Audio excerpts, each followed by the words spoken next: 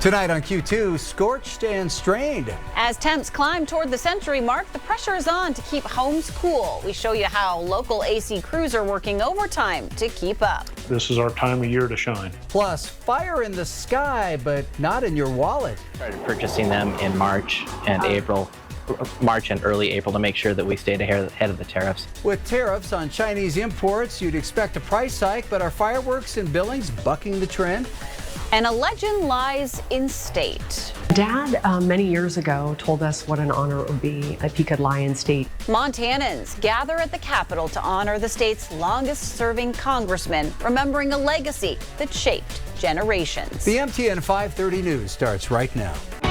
From Montana's news leader, this is the MTN 530 News. Good evening and thanks for joining us on this Wednesday. I'm Russ Riesinger. And I'm Andrea, Lutz. The heat is cranking up and so are the calls for help. Billings is baking under the hottest day of the year so far, and air conditioners are feeling the pressure. Upper 90s temperatures are pushing AC units to their limits. One local HVAC company says they've had more than 200 service requests since Monday alone. But before your system calls it quits, there are some simple steps to help keep things running. Our Charlie Kleps has those tips to beat the heat.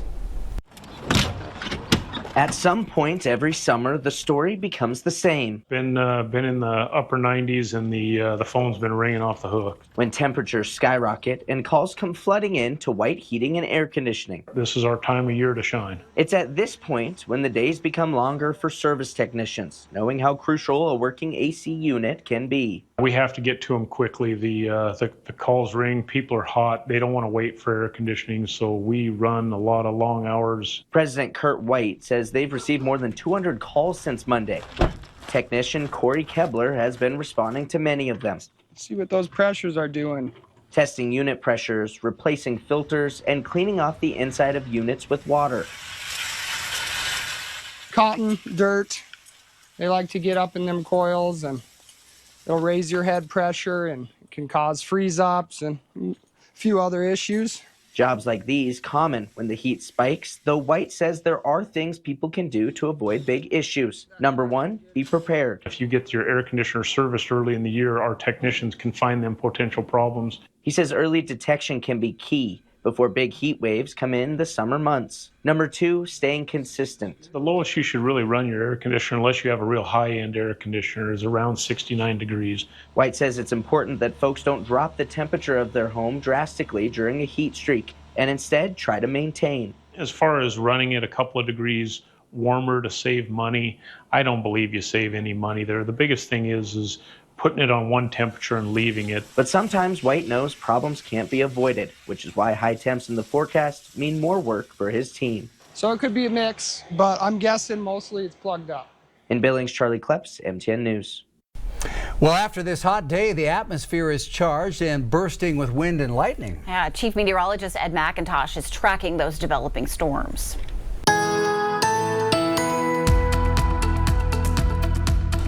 After the heat of the day, it was really turned active on as you take a look at our Doppler radar. In fact, take a look at the lightning counter pushing up 200 to 300 strikes within a 15-minute period. You can see some of that right along the Canadian border, and then pushing up to the southwesterly flow. It's brought mainly some gusty winds with it here this afternoon, and even here it just did a little duck and weave around the Billings area through portions of Yellowstone County. So we'll still be watching for the potential of strong winds around some of these storms throughout the evening hours of tonight. Here's how it's stacking up as we get into the next few days.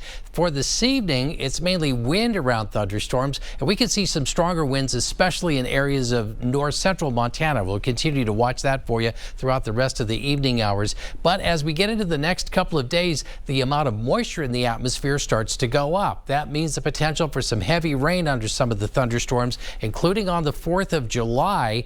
But the temperatures will start to move down. The higher humidity could make it feel muggy at times. And then once we start getting into next week, we have a progressive warm-up that could push us back up into summertime temperatures. We'll take a look at the rest of the forecast and let you know how hot it got today in a few minutes. A Lame Deer woman accused of trafficking a child to have sex with a Billings doctor pled guilty to federal charges. 29-year-old Veronica Baker is accused of hiring her babysitter to have commercial sex with a Billings doctor. Usman Khan was a contracted doctor at St. Vincent Hospital. Baker and Khan arranged a place and a time and discussed rates before the 15-year-old girl was driven to Khan's home for sex. Baker faces 10 years in prison. Khan faces up to 5 years in prison. A somber tribute today at the Montana Capitol as former Congressman Pat Williams lies in state inside the rotunda. It's a final farewell to a Montana giant. And tonight, MTN's Jonathan Andrea has more as people from all across the state pay their respects. It's a rare honor for a Montana leader to lie in state at the state capitol. It's happened 4 times in the last 12 years. And on Wednesday, the latest to receive that honor was 9-term Congressman Pat Williams. Yeah, Dad, many years ago, told us what an honor it would be if he could lie in state. He served here in the Montana legislature from the Butte, one of the Butte House districts. We're deeply, deeply grateful to Governor Gianforte and the staff here in the Capitol. Whitney Williams is Pat Williams' daughter. She says her family has received an outpouring of support in recent days. Yeah, it is a very tough time for our family, but we are really grateful that so many people have express their both condolences and their remembrances about our dear dad. Williams spent 18 years representing Montana in the U.S. House from 1979 to 1997. People I talked to Wednesday said they'll remember his dedication to service, the way he related to everyday Montanans, and his love of the state. He was so kind and he worked so hard to bring people together. You know, that was a time, especially in America, when Dad was serving, that people did work together to get things done for folks. And I think that is very present, that remembrance of him. If you'd like to pay your respects to Congressman Pat Williams, you can do so here in the Capitol Rotunda until 6 p.m. today and from 7 a.m. to 11 a.m. tomorrow. In Helena, Jonathan Amberian, MTN News. Senator Tim Sheehy's 7-acre estate on Flathead Lake is now on the market for $10 million. That property, known as Bird Point, is on a private peninsula in Polson Bay. The estate includes a 5-bedroom house, a guest cabin, and about 2,400 feet of Flathead Lake shoreline. Senator Sheehy and his wife Carmen bought the property back in 2022. MTN reached out to Sheehy's office for a statement on the sale and why it's been listed. Fireworks are flying off the shelves, but not in price, despite a new 30% tariff on Chinese imports. And the fact that 95% of fireworks are sold in the U.S. and they come from China, prices in the Billings area are holding steady. Well, so why haven't costs gone up? Our Hannah Pettiferi digs into what's keeping your 4th of July show from going up in smoke or price. Absolutely incredible. That's what Eric Fisher thinks of fireworks. I would like to see a lot of people out here enjoying fireworks with their families. But this year, Fisher had some concerns with tariffs now in place. What it would cost families to celebrate Independence Day. It absolutely worried me. That's why Fisher, who has owned General Motors' fireworks stand for 32 years, got started earlier than normal. Started purchasing them in March and early April to make sure that we stayed ahead of the tariffs. Eric gets his fireworks from a distributor who gets them directly imported from China. They are passing along those prices, basically those tariffs now, but I purchased all of my fireworks pre-tariff. He says it was all about making sure his customers don't have to pay more. I did not want to be passing along additional expenses to customers, so it was very specific about making sure that I got that done. It appears to be working. I don't even remember what the prices were last year. As customers like Jason say, the cost to light up the sky doesn't seem any different.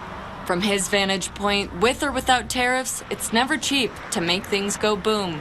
They've always just been expensive. That said, Jason says the $75 he spent was worth it. Fisher says while tariffs didn't really impact his stand, he understands. Some people may be hesitant this year. I would expect that people are probably a little more cautious in their purchasing just because of the kind of a sense of kind of uncertainty in everything right now. In Billings, Hannah Pettiferi, MTN News. If you're hoping to catch fireworks from the rims this year, think again. The Billings Fire Department will once again shut down public access along the rims, starting in Main Street, in the Heights, and all the way to Zimmerman and Phipps Park. Vehicle, bike, and foot traffic will be off limits starting at 5 a.m. Friday, with restrictions in place until Saturday morning.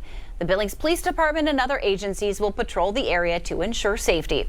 And there's one more reminder from the fire department. Fireworks are strictly prohibited within city limits. In Livingston, small town pride showing up in a big way today as thousands line the streets of downtown for the 101st Livingston Roundup Rodeo Parade. The parade, filled with red, white, and blue floats, has been a tradition for generations. In fact, as you can see in this photo here, the Princess of Sweden even attending the event back in 1926.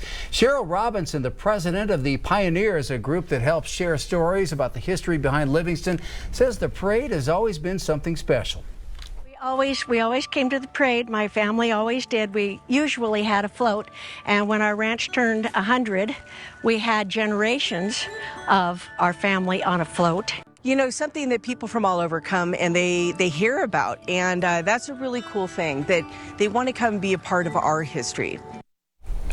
The parade, which helps celebrate Independence Day and kicks off the rodeo season in Livingston, just happens to be one of the largest in the state. The home of Champions Rodeo also got started today in Red Lodge with a parade. That rodeo wraps up on America's birthday, July 4th.